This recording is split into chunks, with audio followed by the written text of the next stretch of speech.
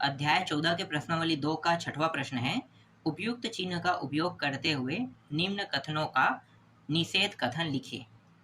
4 प्रश्न है इसके अंदर। पहला प्रश्न है, m अनुपात अंडर रूट के अंदर 7 अपरिमेय संख्या है।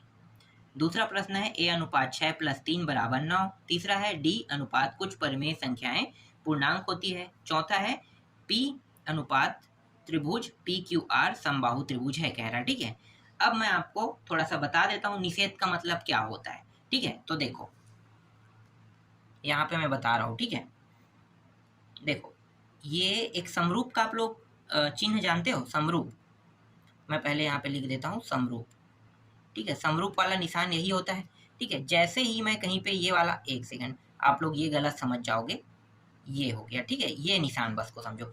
नीचे में अगर मैं यहाँ पे अंडरलाइन कर दूंगा तो उसका मतलब क्या है, वो समरूपता हो जाएगा, है ना। समरूपता नहीं, सर्वांग सम हो जाएगा। तो सर्वांग सम नहीं करना है मुझे, सिर्फ समरूप वाला निशान लेना है। ये जो निशान है ना, किसी प्रश्न के आगे में लग जाएगा तो वो हो जाएगा निषेध। कैसे, देखो आपका पहला प्रश्न क्या है, कोई भी प्रश्न उठा लो, जरूरी नहीं कि पहला। ठीक है, लेकिन हम पहला देख लेते हैं। पहला प्रश्न है, m अनुपात अंडर रूट के अंदर 7 दिया है और क्या लिखा है, अपरिमेय संख्या है लिखा हुआ है ना, संख्या है। ठीक है, अब मुझे इसे क्या बनाना है, निषेध बनाना है। ठीक है, निषेध, तो निषेध बनाना है तो बस मैं क्या करूंगा, इसके आगे में ये निशान बस लगा दूंगा। जैसे ही मैंने ये निशान इस प्रश्न के आगे में लगाया, ये क्या बन गया, निषेध बन गया। एक और प्रश्न देख लेते हैं। देखो दूसरा प्रश्न क्या है, दूसरा प्रश्न है, पूरा प्रश्न लिख लो, a अनुपात 6 + 3 = 9। ये पूरा मैंने लिख लिया। ठीक है, करना क्या है, बस आगे में ये निशान लगा देना है। जैसे ही मैंने ये निशान लगाया, क्या बन गया, ये भी प्रश्न निषेध हो गया। समझ में आया। इसी तरीके से बाकी 2 प्रश्न है, उसके आगे में भी आपको क्या लगाना है, यही निशान लगा देना है। ठीक है, तो इस तरीके से आपको बनाना है निषेध वाले वाक्यों को। क्लियर हुआ। चलो 7वां प्रश्न देखते हैं। 7वां प्रश्न है, निम्न कथनों में तार्किक संबंध पता कीजिए और अंतर्भाव चिन्ह का उपयोग करके दर्शाइए कह रहे हैं। 3 प्रश्न है इसके अंदर। ठीक है, पहला प्रश्न क्या है, ए बी दिया हुआ है। ठीक है, ध्यान देना, वहां पे बहुत सारी चीज लिखा हुआ है, उसको आपको देखने की जरूरत नहीं है। ठीक है, ए अनुपात त्रिभुज दिया ABC के सभी अंतःकोण बराबर होते कह रहा है। बी अनुपात, यहाँ भी क्या है, समबाहु त्रिभुज के समबाहु त्रिभुज दिया है। ठीक है, लेकिन हमें जब भी किसी मान को अंतर्भाव करना है ना, तो अंतर्भाव करने के लिए आपको क्या देखना है, ए और बी को देखना है। ठीक है, ए और बी को। दूसरा प्रश्न देख लो, टी और एस दिया है, हम यहाँ पे टी एस का उपयोग करेंगे और नीचे वाले में क्या करेंगे, पी और क्यू का उपयोग करेंगे। ठीक है, पूरा प्रश्न आप लोग देख लो। ठीक है, प्रश्न वहां पे मैं लिखूंगा नहीं, डायरेक्ट इसका सॉल्यूशन बताऊंगा। ठीक है, तो पहले पहला प्रश्न पे चलते हैं। कोई भी प्रश्न हल करते हैं तो अंतर्भाव लिखते हैं, जिसे हम इंगित करना भी कहते हैं ना। तो चलो मैं यहाँ पे आपको बता देता हूं। देखो करना क्या है आपको, कथन, जैसे ए कथन है ना, तो ए कथन को आपको सही बताना है। ए कथन सही है। ठीक है, जब मैंने ए कथन को सही बताया, ठीक है, तो ए कथन के सही होने के साथ साथ क्या हो जाएगा, तो बी कथन भी सही हो जाएगा।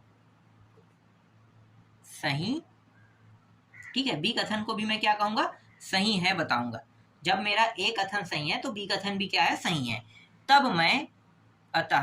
तब मैं क्या करूंगा, ए को इस तरीके से इंगित करूंगा, किसके साथ, बी के साथ। ठीक है, ऐसा मैं कर सकता हूं, बिल्कुल। और बी को भी मैं इस प्रकार से कर सकता हूं, ए की ओर इंगित कर सकता हूं। ये ए बी भी हो सकता है और बी ए भी हो सकता है। इंगित करने का मतलब यही, अंतर्भाव का मतलब यही होता है। इंगित करना, अंतर्भाव दोनों एक ही है ना, अलग अलग नहीं है। ठीक है, तो यहाँ पे जो अंतर्भाव मैंने किया है, तो ए अंतर्भाव बी और बी अंतर्भाव ए, ऐसा मैं इसे कर सकता हूँ। तभी तो ये कथन सही हो, ए कथन सही है तो रिवर्स करने पर बी कथन भी क्या होगा, सही होगा। पहला प्रश्न का उत्तर यही है। ठीक है, दूसरा प्रश्न में आते हैं। दूसरा प्रश्न में क्या दिया है, एस और टी दिया है।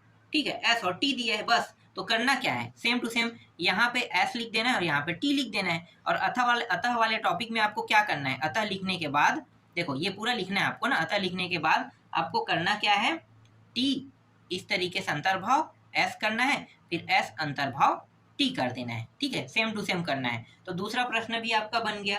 तीसरा बस थोड़ा सा अलग बनेगा, हालांकि इसमें भी यही होगा, करना कुछ खास नहीं है, बस थोड़ा सा अलग दिया प्रश्न, इसलिए इसको थोड़ा सा हल करना पड़ेगा। देखो इस प्रश्न में क्या दिया हुआ है, पी का मान दे दिया है ना, तो पी जो है वो एक्स और ये जो वाई है पी, अब पी के लिए कह सकते हो, पी के लिए एक्स और वाई के दो विषम संख्याएं हैं, ठीक है, पी के लिए एक्स और वाई क्या है, दो विषम संख्या है, ठीक है, ये है विषम संख्या है। और क्यू के लिए एक्स और वाई, एक्स और जो वाई है ना, ये दोनों क्या है, प्लस के रूप में, और ये क्या है, एक सम संख्या है, ये कह रहा है एक सम संख्या है, ठीक है, क्या है, सम संख्या है।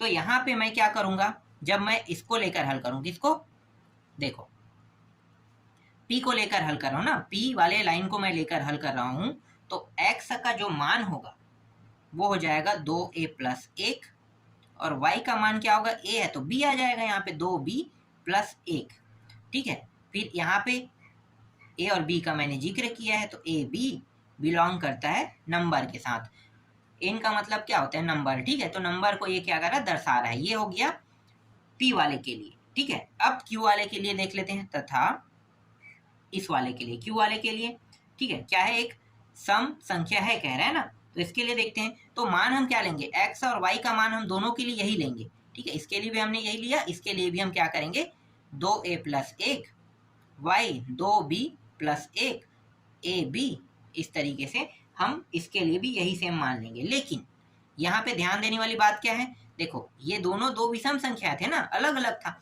लेकिन यहाँ पे ये दोनों मान तो जुड़ गया, तो जोड़ देना है, x और y को देखो, x प्लस वाई जोड़ दो तो 2a प्लस 1, फिर प्लस जोड़ रहे हैं तो 2b प्लस 1, यही होगा, ठीक है, 2a प्लस 2b और 1 1 जोड़ के कितना हो गया, 2 हो जाएगा, उभयनिष्ठ क्या निकलेगा, सभी में है तो 2 उभयनिष्ठ निकल गया, a प्लस b प्लस 1, यही बचेगा, देख लो यही बचेगा, ठीक है। अब ये क्या दर्शा रहे हैं, दो बाहर में है, मतलब ये क्या है, ये सब के सब सम संख्या होगा ना, दो अगर अंदर में भी है, इसका मतलब देखो ये क्या है, ये सम संख्या को दर्शा रहा है। आप एक की जगह में ए की जगह में एक रख के देख लो, बी की जगह में भी एक रख के देख लो, कोई भी संख्या रख के देखो और हल करो, तो आपका जो मान है वो सम संख्या ही आएगा, बिल्कुल।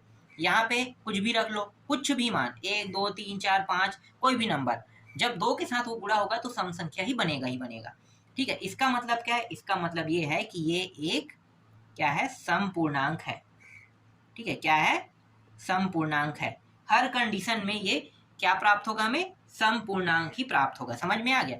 देख लो ना, एक की जगह में एक रख लो, इसके जगह में भी एक रख लो, एक एक 2 और 1 3 3 हो रहे हैं, ठीक है। अब विषम संख्या कोई भी विषम संख्या रख लो, और जब ये गुणा होगा ना तो सम संख्या ही मान आएगा, इसीलिए क्या है, एक सम पूर्णांक है। अब इंगित कर देते हैं इसको, p इंगित करता है q को, इस तरीके से बता देते हैं, ठीक है। ये साबित कर रहा है कि p इंगित कर रहा है q की ओर, ठीक है। लेकिन यहाँ पे रिवर्स प्रक्रिया नहीं हो रहा है, ठीक है, यहाँ पे रिवर्स प्रक्रिया नहीं हो रहा है, p जो है वो q की ओर जा सकता है, पर q p की ओर नहीं आ सकता है, याद रखना इसमें, क्यों, क्योंकि सम संख्या तो प्राप्त कर सकते हैं, पर सम संख्या से विषम संख्या हम नहीं ला सकते, विषम से सम प्राप्त हो सकता है पर सम से विषम बिल्कुल प्राप्त नहीं हो सकता, इसलिए p इंगित करता है या अंतर्भाव q, इस प्रकार से आपको बताना है, ठीक है। ऐसा मत कर देना कि q अंतर्भाव p मत लिख देना, ठीक है, p अंतर्भाव q ही लिखना है, या इसे अंतर्भाव को दो नामों से जाना जाता है, एक इंगित करना और एक अंतर्भाव, समझ में आ गया, ठीक है। इस तरीके से प्रश्नावली 2 पूरा कंप्लीट हो गया, इसके बाद प्रश्नावली 3 को देखेंगे।